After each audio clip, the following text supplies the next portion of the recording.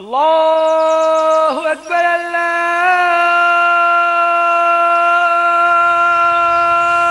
আকবার, আশহাদু আল্লা ইলাহা ইল্লাল্লাহ। সব সময়ের মতো উনি সকালে উঠে নামাজ পড়লেন, আর আমি ওনার জন্য চা বানালাম।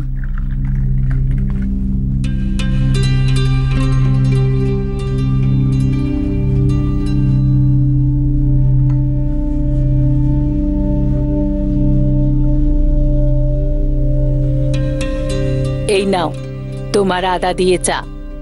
এই হচ্ছে আমার বউ। তোমার হাতের আদা দেয়া চা খেয়ে আমার সারাটা দিন দারুণ কাটে। আব্বু, আরো একদিন থেকে যাও না প্লিজ। হ্যাঁ আব্বু, আমি আর আমরা দুজন তোমাকে খুব মিস করি। এসো আমার কাছে, এসো এসো।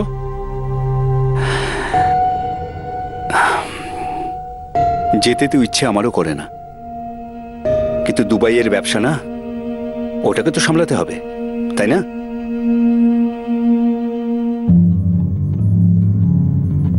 আর তারপর জানি না উনি কোথায় চলে গেছেন। আপনার স্বামীর নাম জুনেদ আজিজ?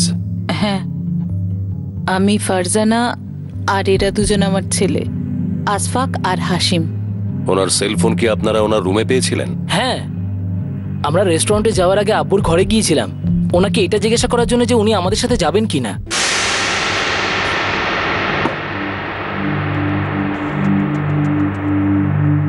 আব্বু, আব্বু,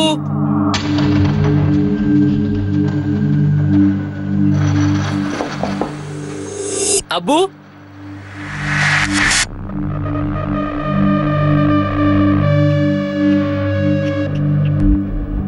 আমি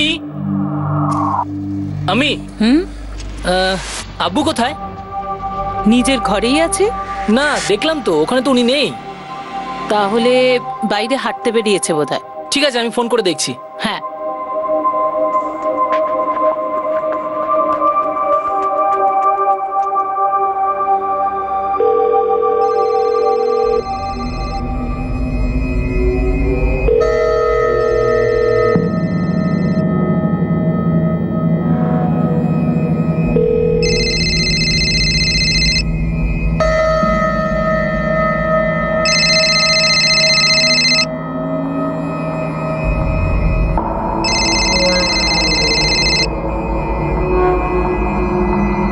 আমি ভেবেছিলাম আব্বু তো নিজের ফোন বাড়িতে ভুলে ফেলে গেছেন, সেই জন্য আমি রেস্টুরেন্টে চলে যাই। কিন্তু তারপরে দুপুরবেলা আম্মি আমাকে ফোন করে। আম্মি বলল যে আব্বু নাকি বাড়িতেই ফেরেনি। তারপর আমি আব্বুর বন্ধুদেরও ফোন করলাম। না, জুনেদ তো এখানে আসেনি। কেন, কি হয়েছে? হ্যাঁ বাবা, বলো। না, জুনেদ ভাই তো এই রেস্টুরেন্টে আসেনি। না, উনি তো এখানে আসেননি। কেন, কি হয়েছে বলো তো? আমি আব্বুর সমস্ত বন্ধুদের ফোন করি, রেস্টুরেন্টেও জিজ্ঞাসা করি, কিন্তু উনি কোথাও ছিলেন না। তারপর আমি ইসমাইল মামাকে ফোন করলাম। না বাবা, জুনেদ তো এখানে আসেনি। তুমি অন্য হোটেলগুলোতে চেক করেছো? আবার দুবাইয়ে চলে যায়নি তো? এই সমস্ত রেস্টুরেন্ট আপনার বাবা জুনেদ আজিজের? হ্যাঁ, এর মধ্যে দুটো পার্টনারশিপে আছে, আর এর মধ্যে সব থেকে পুরনো রেস্টুরেন্টটা ইসমাইল মামাই দেখাশোনা করেন। আপনার ভাই ইসমাইল এটা কেন বলল? জুনেদ আজিজ দুবাইতে চলে যায়নি তো? আগে উনি, আমার স্বামীর কালকে দুবাই যাওয়ার ছিল, তাই ইসমাইল ভাইজানের এইটা মনে হয়েছে যে উনি একদিন আগেই দুবাই চলে গেছেন। দুবাইতে কি উনি কোনো কাজের জন্য যাচ্ছিলেন? আসলে ওখানে ওনার একটা বিশাল বড় রেস্টুরেন্ট আছে, যেটা উনি নিজে দেখাশোনা করেন। আপনারা দুবাইতে ফোন করে জিজ্ঞাসা করেছেন উনি ওখানে গেছেন কিনা? দুবাইতে উনি কোথায় থাকেন, কার সাথে?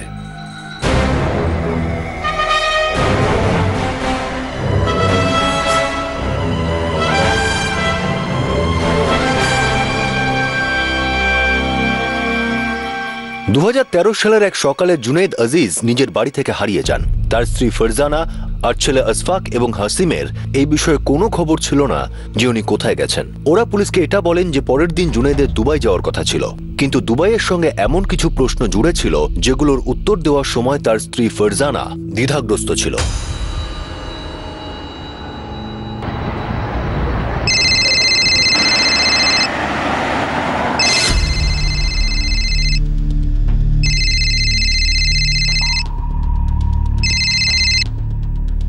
হ্যালো, আশফাক কথা বলছি। বলো। আব্বু ওখানে এসেছে? না তো, ওনার তো কাল আসার কথা। কেন, কি হয়েছে? হ্যাঁ, আমরা দুবাইতেও ফোন করেছিলাম। দুবাইতে কাকে ফোন করেছো?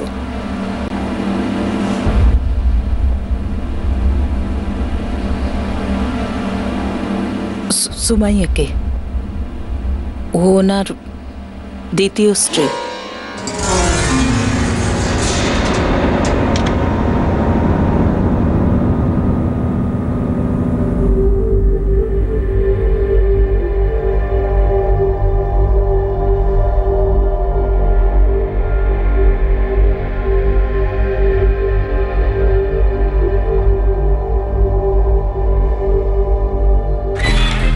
স্যার, জুনেদ আজিজ ফোনটা নিজের ঘরে রেখে গিয়েছে।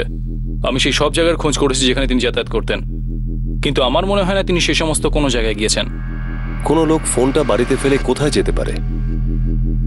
এরকম কিছু হয়নি তো যে উনি নিজের ইচ্ছেতেই ঘর ছেড়ে চলে গিয়েছেন যাতে বাড়ির লোক খুঁজে না পায়? স্যার, এরকমও তো হতে পারে ওনার দ্বিতীয় স্ত্রী সুমাইয়ার সাথে কোনো ঝগড়াঝাটি হয়েছে আর বাড়ির লোকেরা আমাদের সত্যি কথা বলছে না। দেখছি ওনার জন্য তো এটাই ভালো হবে যে উনি নিজের মুখেই সবকিছু স্বীকার করুক, আর না হলে আমাদের পদ্ধতিতে আমাদের এগোতে হবে।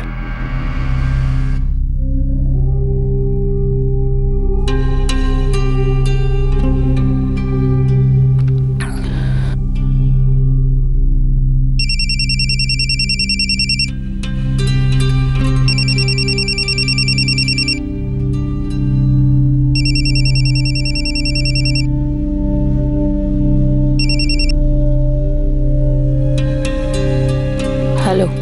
ওনার কোনো খবর পাওয়া গেল? না, ওনার কোথাও কোনো খোঁজ পাওয়া যায়নি। ব্যাপারটা এরকম নয় তো যে ও দুবাইয়ে আছে আর তুমি নাটক করছো। আমি মিথ্যে কথা কেন বলবো ফারজানা? যতটা চিন্তা আপনার হচ্ছে আমারও ততটাই হচ্ছে। কোথায় গেলেন উনি? উনি যে কোনো সময় যে কাউকে ছেড়ে চলে যেতে পারেন। যেমন 15 বছর আগে আমাকে ছেড়ে উনি তোমার কাছে গেছেন। তুমি ওনাকে কেড়ে নিয়েছো আমার থেকে। এখন কেন তুমি নাটক করছো?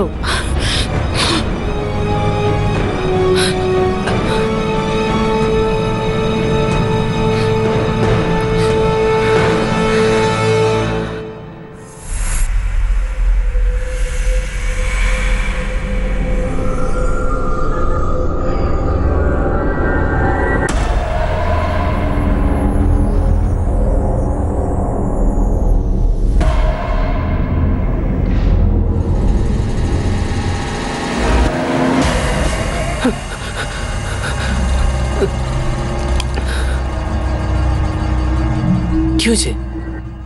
এত ভয় পেয়েছিস কেন? কিছু না, বাজে স্বপ্ন ছিল। ঠিক আছে, যা শুয়ে পড়।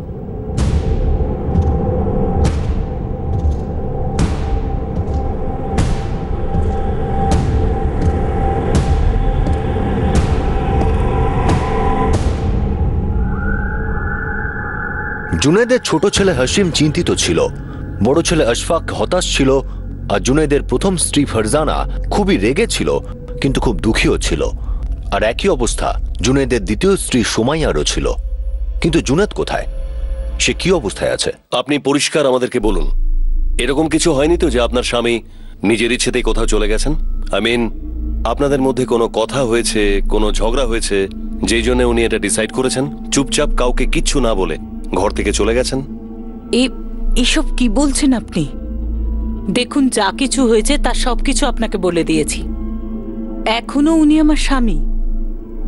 আমি এখানে আপনাদের সাহায্য চাইতে এসেছি, আর আমাদের সাহায্য করার বদলে আপনি এটা বলছেন যে উনি নিজের মর্জিতে কোথাও চলে গেছেন। দেখুন, আমরা আপনাকে সাহায্য করতে চাই, যার জন্য সমস্ত অ্যাঙ্গেলগুলো খতিয়ে দেখছি। আর এমনিতেও আপনি নিজেই আমাদেরকে বলেছিলেন যে উনি 15 বছর আগে আপনাকে ছেড়ে চলে গিয়েছিলেন। উনি 15 বছর আগে লখনৌ ছেড়েছিলেন যাতে উনি দুবাই গিয়ে নিজের ব্যবসা শুরু করতে পারেন।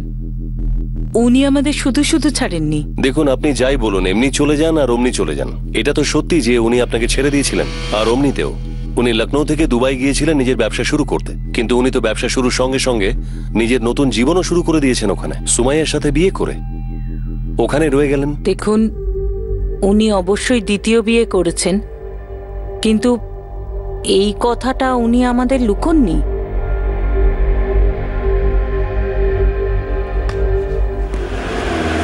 আব্বু আব্বু আরে আমার সোনারা, আসসালামু আলাইকুম। ওয়ালাইকুম সালাম আসসালাম। আলাইকুম। ওয়ালাইকুম আসসালাম। কেমন আছো তোমরা? আমরা তো ভালো আছি, আমরা তোমাকে খুব মিস করেছি। আমিও তো তোমাদের ভীষণ ভীষণ ভীষণ মিস করছিলাম। আচ্ছা, তুমি আমার জন্য ভিডিও গেম এনেছো? আর আমার জন্য এনেছো তো? আরে বাবা, তুমি বাবাকে বলবে আর তোমার বাবা নিয়ে আসবেন, এরকম হতে পারে? সালাম আলাইকুম। ওয়ালাইকুম আসসালাম। কেমন আছো তুমি? আমি তো ভালো আছি, তুমি কেমন আছো? আল্লাহ যেমন রেখেছেন। দাও। না, প্রতিবার যখন দুবাই থেকে আসেন অনেক উপহার নিয়ে আসেন, কিন্তু এইবার উনি অন্য কিছুও নিয়ে এসেছিলেন। নাও, চাটা নাও। হ্যাঁ আচ্ছা ঠিক আছে, দাও। বসো বসো বসো, তুমি বসো। হ্যাঁ, এগুলো তোমার পছন্দ হয়েছে? খুব সুন্দর। এই স্পাইডারম্যানটা আমার। হ্যাঁ, এই গাড়িটা দেখ। ও ওয়াও ওয়াও, দেখ কত বড় গাড়ি এটা। হ্যাঁ, ফর্মুলা 1। দেখ বাইক, আমি তো এবার এটা নিয়েই খেলবো। আমিও। হেপি না? কিন্তু এত কেন খরচ করলে বলো তো, এত সব জিনিস? আমি যখনই তোমাদের খুশি দেখি না, আমার বুকের ভেতরটা খুব ভরে ওঠে। আর সেই কারণেই তো পয়সা হয়তো কিছু খরচ হয়, কিন্তু তোমাদের খুশিটা দেখতে ভালো লাগে। আমাদের খুশি তো তুমি, যখন তুমি বাড়ি ফেরো তো খুব ভালো লাগে। আমি জানি, কিন্তু দেখো তুমি একদম চিন্তা করো না, আমার ব্যবসা ভীষণ ভালোই চলছে। ইসমাইল ভাই যেন এখানকার রেস্টুরেন্ট খুব ভালো চালাচ্ছে। আচ্ছা দেখো ফারজানা, আমি তোমাকে কিছু বলতে চাই। আমিও তোমাকে অনেক কথা বলতে চাই। 6 মাস বাদে ফিরেছো তুমি, তুমি জানো? আমি আর একটা বিয়ে করতে চাই।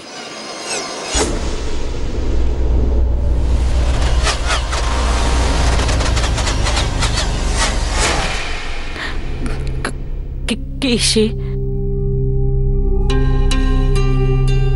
সুমাইয়া, সুমাইয়া ওর নাম। তোমার স্ত্রী কি মেনে নেবেন? হ্যাঁ বাবা, হ্যাঁ, আমি ওকে ঠিক বুঝিয়ে দেবো, তুমি আমাকে বিশ্বাস করতে পারো। যতদিন না তোমার বউ মানছে, আমি তোমায় বিয়ে করব না। আল্লাহর দোহাই এরকম করো না। আমার ব্যাপারে নয় তো আসফাক আর হাসিমের ব্যাপারে ভাবো। ফারজানা, আমি হৃদয়ের কাছে বাঁধা পড়ে গেছি। আমি সুমাইয়াকে খুব খুব ভালোবাসি। এর মানে এটাই যে তুমি আর আমাকে ভালোবাসো না? না ফারজানা, ব্যাপারটা এরকম নয়। আমার কথাগুলো একটু বোঝবার চেষ্টা করো। দেখো, বিয়েটা ছাড়া আর কিচ্ছু বদলাবে না, কিন্তু আমি সুমাইয়াকে বিয়ে করতে চাই, আর এই বিয়েটা অবশ্যই হবে। আমি বুঝছি জুনেদ, কিন্তু ফারজানার তো এটাই মনে হবে না যে তুমি ওকে ধোঁকা দিচ্ছ? হ্যাঁ, আমি সেটা জানি, কিন্তু দেখো, ফারজানার সাথে আমার বিয়েটা একটা বোঝাপড়া বলতে পারো। আমার মা যখন অসুস্থ ছিলেন, উনি চাইতেন যে ফারজানার সাথে আমার বিয়েটা হয়ে যায়, তাই ব্যাস সেই কারণে আমি ফারজানাকে বিয়ে করেছিলাম। তুমি আমার কথাটা বোঝার চেষ্টা করো। আমি শুধু এখন তোমাকেই ভালোবাসি, আর এই সম্পর্কটার আমি একটা নাম দিতে চাই, এই বিয়েটার। ফারজানা, আমার কথাগুলো বিশ্বাস করো, বিয়েটা ছাড়া কিচ্ছু বদলাবে না, কিচ্ছু না। আমি আজও আসফাক আর হাসিমের বাবা ছিলাম, চিরকাল থাকবো। আজ যতটা ওদের আমি ভালোবাসি, চিরকাল তাই ভালোবাসবো। আর সত্যিটা হলো এটাই, পৃথিবীতে এমন কোনো শক্তি নেই যে ছেলেদের ভালোবাসার অধিকার আমার থেকে ছিনিয়ে নিতে পারে।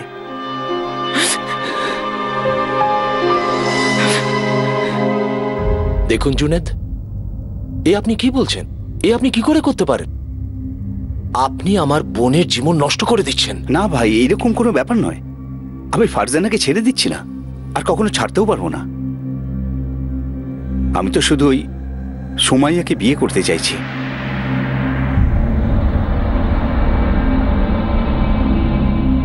ভাই ওরম করো না, তোমার বউ সারা জীবন তোমার কথাই ভেবেছে।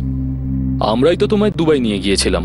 ভাই, তোমার খুব সুখী সংসার, কেন নিজে হাতে নষ্ট করছো? আমি বললাম না, এটা ভালোবাসার ব্যাপার, তুমি এটা বুঝবে না। কিন্তু আমি সিদ্ধান্ত নিয়ে ফেলেছি। সত্যি? উনি দ্বিতীয় বিয়ে নিশ্চয়ই করেছেন, কিন্তু উনি আমাকে কখনোই ছাড়েননি। দেখুন, এটা হতে পারে যে ওনার জীবনে এখন তৃতীয় মহিলা এসেছেন, যার জন্য উনি বাড়ি থেকে চলে গেছেন। এর আগে যখন সুমাইয়াকে উনি বিয়ে করেছিলেন তখন কিন্তু ওনার একজন স্ত্রী ছিল, সেটা আপনি। উনি তখন আপনাকে ম্যানেজ করেছিলেন, কিন্তু এবার আপনার সঙ্গে সঙ্গে সুমাইয়াকেও জবাব দিতে হতো। এই জন্য হতে পারে এই সব কিছুর হাত থেকে বাঁচার জন্য চুপচাপ কাউকে কিছু না বলে উনি বাড়ি থেকে চলে গেছেন।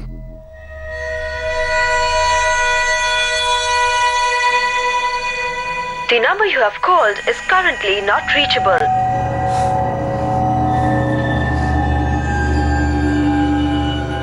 The number you have called is currently not reachable.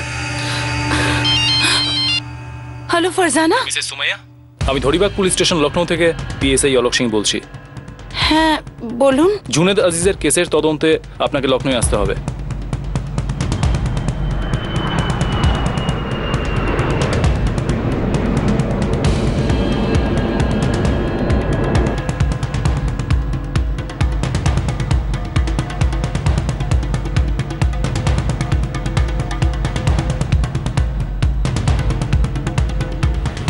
এটা আপনি কি বলছেন স্যার? দেখুন, আমি সেটাই বলছি যেটা আগে একবার হয়েছে। আগের বার আপনার সাথে ওনার প্রেম হয় আর উনি ওনার স্ত্রী আর বাচ্চাদের ছেড়ে দিয়ে আপনাকে বিয়ে করেন।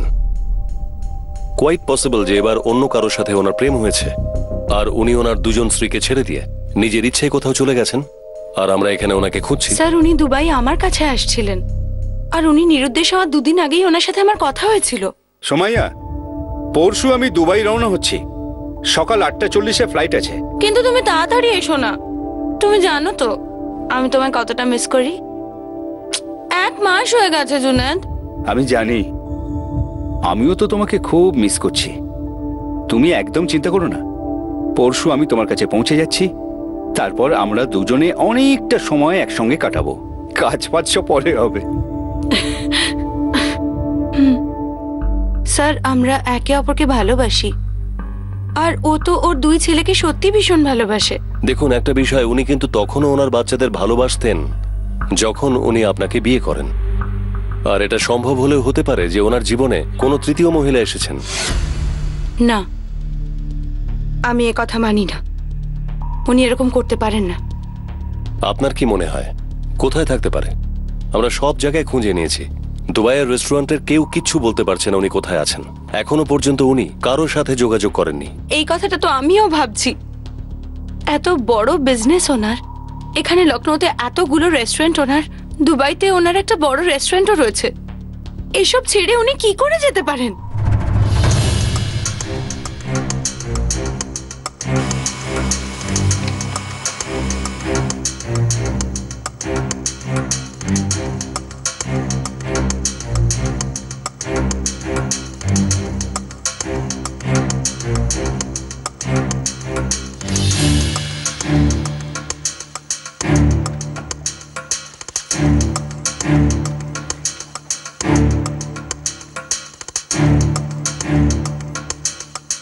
এই নিন আব্বুর ফ্লাইট টিকিট।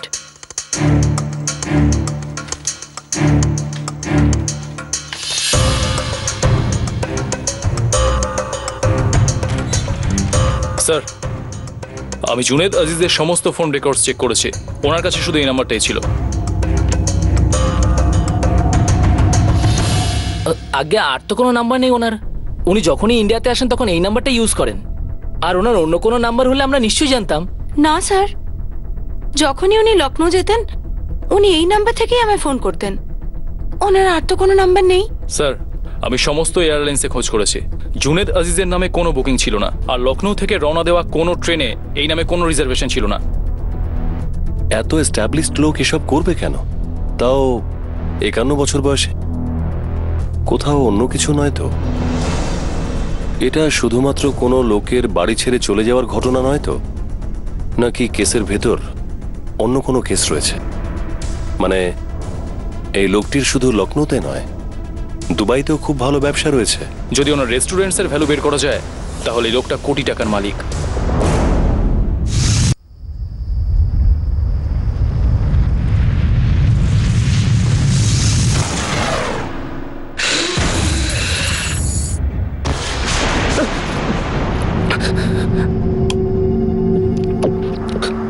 কি হয়েছে তোর? আব্বাস, ওই আব্বাস। শোন হাসিম, বেশি ভাবিস না, যা শুয়ে পড়, শুয়ে পড়।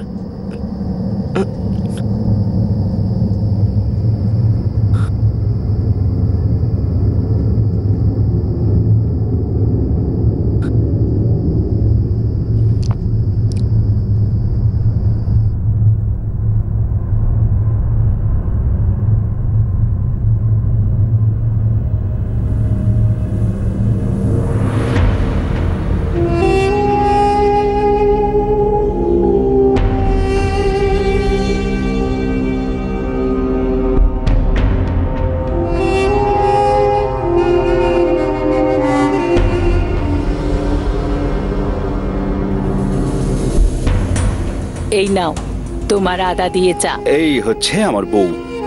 তোমার হাতের আদা দেওয়া চা খেয়ে আমার সারাটা দিন দারুণ কাটে।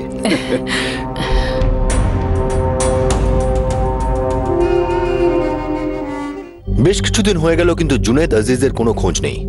সে রেখে গিয়েছে তার স্ত্রী ফারজানা, 2 ছেলে আশফাক আর হাসিম, আর তার দ্বিতীয় স্ত্রী সুমাইয়াকেও। প্রত্যেকেই তার চলে যাওয়ায় দুঃখী ছিল আর সব সময় তার ফিরে আসার প্রার্থনা করছিল। কিন্তু জুনেদ আজিজ কখনো কি ফিরে আসতে পারবেন?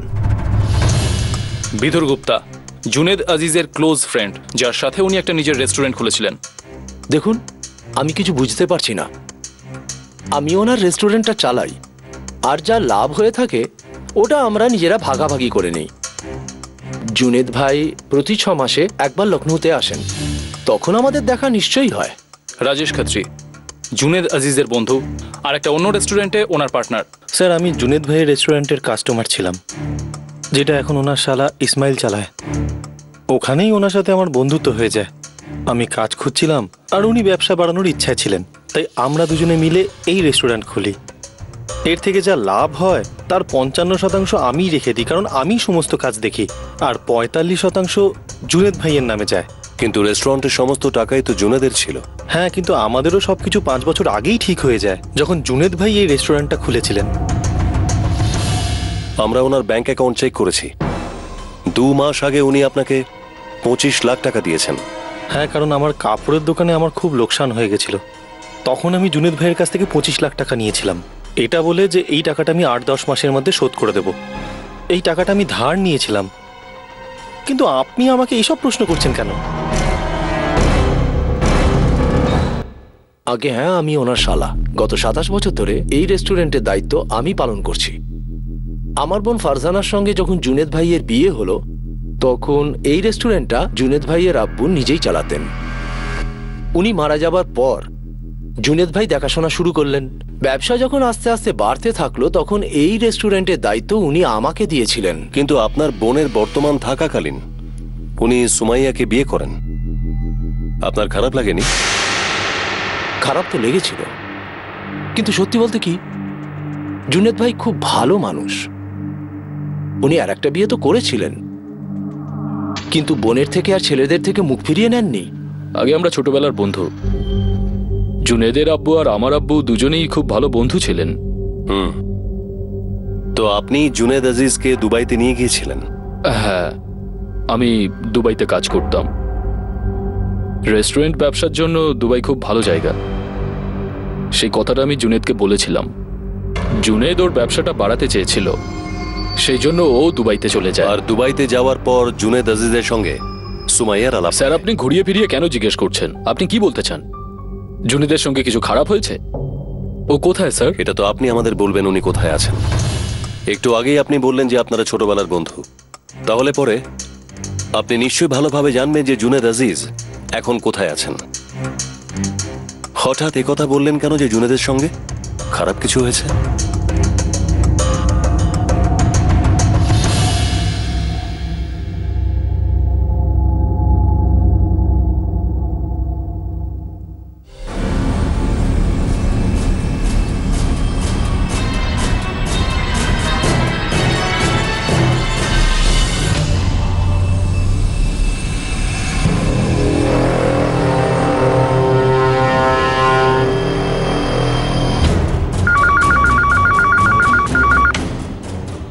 হরিবাগ police station. PSI Alok Singh বলছি। গত 20 দিন আগে নাগাদ আপনার পুলিশ স্টেশন থেকে জুনেদ আজিজ নামের একজনের ফটো আমাদের পুলিশ স্টেশনে আসে। আগে হ্যাঁ, আমরা ওনার ডেড বডি পেয়েছি।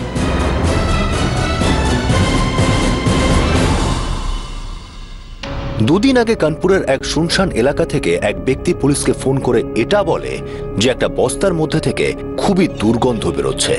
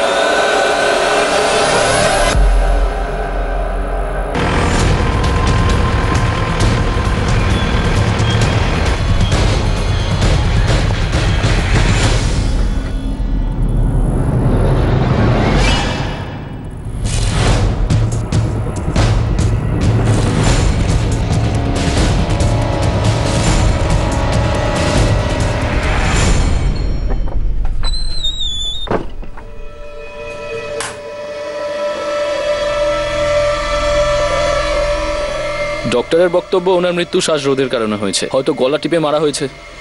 আর এই লাশটা 3 সপ্তাহ পুরনো। একটা কথা তো ঠিকই যে উনি ওনার ইচ্ছেতে বাড়ি ছেড়ে যাননি। কেউ তো আছে, উনি বেঁচে থাকলে যার অসুবিধা হচ্ছিল, এখন যখন চলেই গেছেন তাই কারো না কারো এতে লাভ নিশ্চয়ই হবে।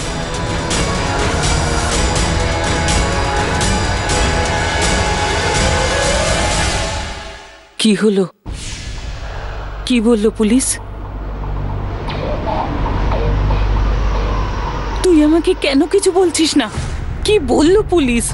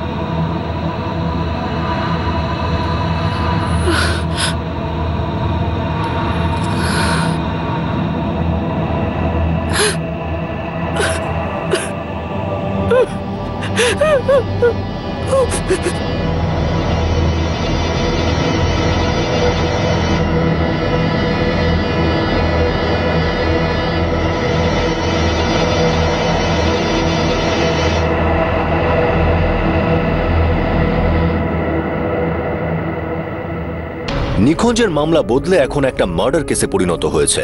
জুনেদ আজিজ এভাবে নিজের সবকিছু ছেড়ে কিভাবে চলে যেতে পারেন, এই প্রশ্ন পাল্টে এখন নতুন প্রশ্ন উঠতে থাকে যে জুনেদ আজিজকে কেন এভাবে মারা হলো, কে তার জীবন নিল। একদিকে ভালোবাসার প্রার্থনার মধ্যে যেমন ঘৃণার দুর্গন্ধ বেরোচ্ছিল, সেখানে অন্যদিকে মানুষের মনে আরো একটা প্রশ্ন উঠছিল, তাহলে কি জুনেদ আজিজের জীবনে এই দুই মহিলা ছাড়াও আর কেউ নেই? তো যেখানে একদিকে এই সমস্ত কিছু ভাবা হচ্ছিল, তখন আরো একটা বিষয় উঠে আসছিল যে হতে পারে এটা কোনো ব্যবসায়িক শত্রুতা। এই খুনে এমন কেউ জড়িত আছে যা জুনেদ আজিজের মৃত্যুতে ব্যবসায় অনেক মুনাফা হতে পারে। যেখানে পুলিশের সামনে এতগুলো দিক ছিল, তখন একটা প্রশ্ন উঠছিল, ওরা কি জুনেদের খুনিকে ধরতে পারবেন, নাকি জুনেদ আজিজের মার্ডার রহস্য একটা রহস্য হয়ে থেকে যাবে। কোনো অপরাধী আইনের চোখ এড়িয়ে যেতে পারে না। আগামী পর্বে আমরা আপনাদের দেখাবো এই কেসের দ্বিতীয় তথা শেষ ভাগ। আপনাদের সাথে আবার দেখা হবে ক্রাইম পেট্রোল সতর্কতে। ততক্ষণ নিজের খেয়াল রাখবেন, সুরক্ষিত থাকবেন, আর মনে রাখবেন সঠিক সময় সঠিক পদক্ষেপ। সতর্ক থাকুন। জয় হিন্দ।